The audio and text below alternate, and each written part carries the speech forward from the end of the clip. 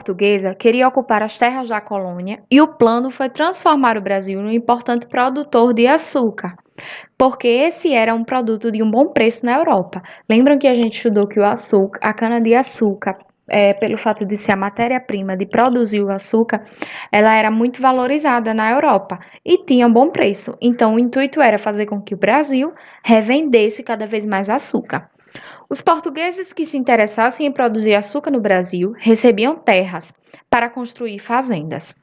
Assim, os engenhos de açúcar se multiplicavam logo.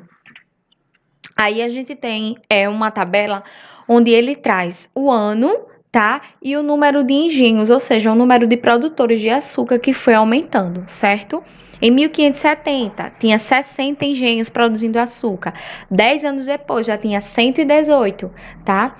Mas 30 anos depois tinham 400, certo? E 100 anos depois tinha 650, para vocês entenderem o quanto que cresceu, tá?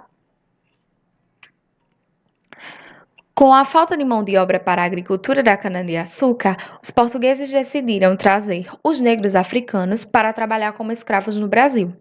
Os negros eram trazidos em navios negreiros. Eles vinham juntos uns dos outros e não tinham espaço nem para deitar. Nesse percurso, não podiam tomar banho, nem havia lugar para que eles tomassem. E como não podiam se exercitar ou respirar ar fresco, muitos transmitiam doenças aos outros e alguns terminavam morrendo antes mesmo de chegar ao seu destino, o Brasil. O que acontecia, amores? O navio negreiro era um espaço muito apertado, certo? Então faziam com que eles mal podiam se mexer, mal podiam se exercitar. Quando os negros chegavam ao Brasil, muitos estavam desnutridos por não terem se alimentado direito. Eles eram acorrentados nas praças ou mesmo no porto e oferecidos para venda como mercadorias. Quando o comprador chegava, examinava-os, olhando dentes e músculos, para ver se eram sadios. Os mais jovens valiam mais. Ou seja, uma forma deles avaliarem se o negro estava bom estado ou não era olhar os dentes e os músculos dele. Quanto mais musculoso, melhor, tá? Para o produtor, para o senhor de engenho, tá? E os mais jovens valiam mais porque eles tinham uma vida mais longa, tá? A percorrer ainda. Depois de comprados, os negros eram levados para o engenho, onde iriam morar, em uma espécie de galpão, sem conforto algum. Dormiam amontoados no chão e não tinham lugar para fazer suas necessidades. O nome desse lugar era a senzala.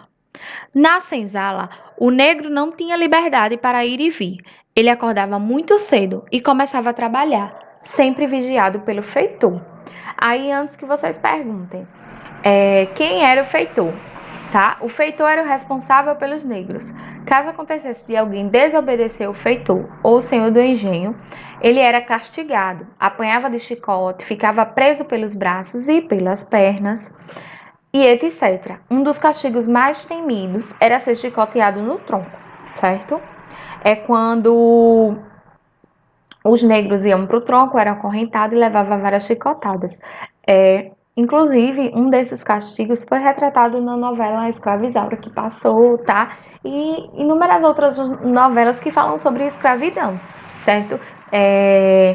Teve negros que chegaram a morrer no tronco de tanto que apanharam, tá? No início, eles trabalhavam carregando grãos, plantando e colhendo. Depois, foram trabalhar na mineração, cavando túneis e garimpando pedras. Eles não tinham descanso e trabalhavam em serviços pesados.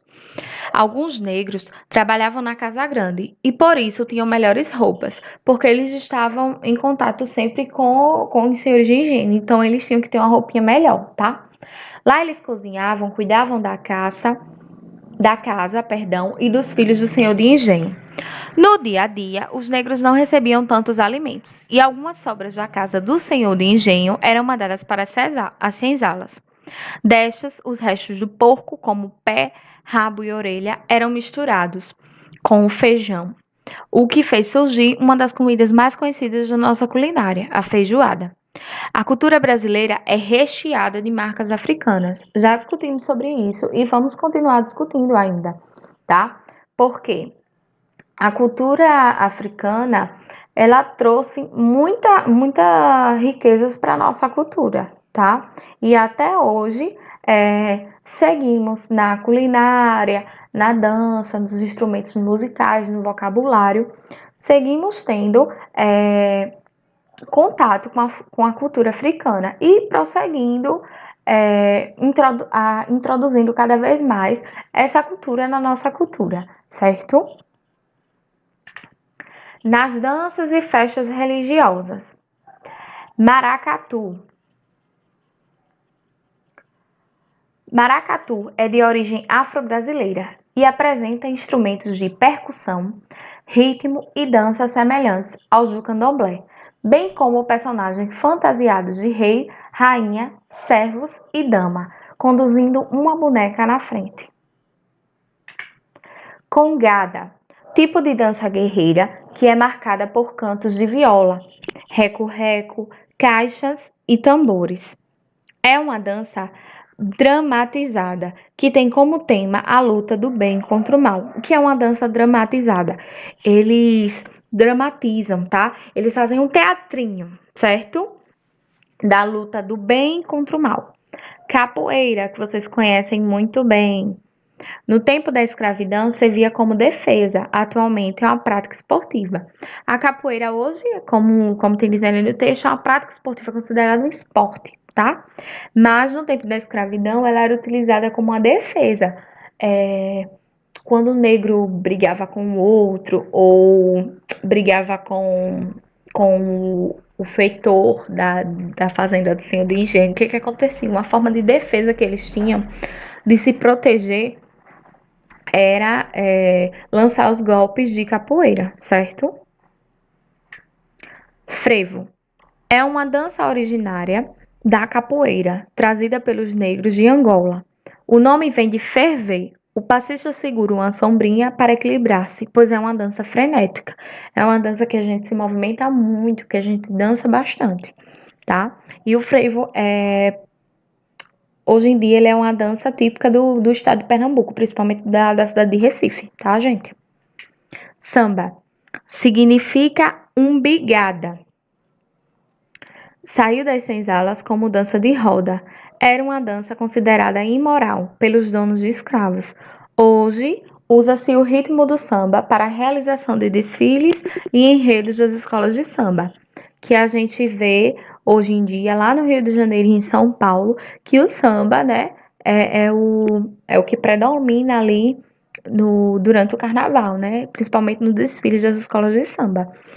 Antigamente era considerado imoral porque eles achavam o batuque, né? A questão do som que sai dos instrumentos de samba muito ligado ao candomblé, certo?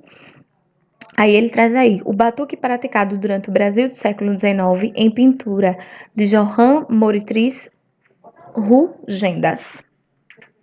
Fandango é uma dança popular acompanhada por duas violas, uma rabeca e um pandeiro. Dança-se em rodas, em fileiras ou em pares, tá? Agora aqui eu trouxe algumas influências da cultura africana no vocabulário e nos instrumentos musicais, tá? No vocabulário a gente tem algumas palavras que vocês conhecem muito bem, mas que vocês podem achar que é do nosso vocabulário, mas não, foi trazido da cultura africana, tá? Moleque, cachimbo, quindim e machixe, tá? Nos instrumentos musicais, nós temos agogô, berimbau, atabaque, reco-reco, pandeiro, tambor e bongos. Na alimentação, nós temos o mocotó, o quibe e a feijoada. E no vestuário, os colares, lenços, pulseiras e turbantes, tá? Turbantes é aqueles lenços que a gente coloca na cabeça para fazer algum penteado, certo, gente? Bom, amores, agora qualquer dúvida lá no grupo do WhatsApp.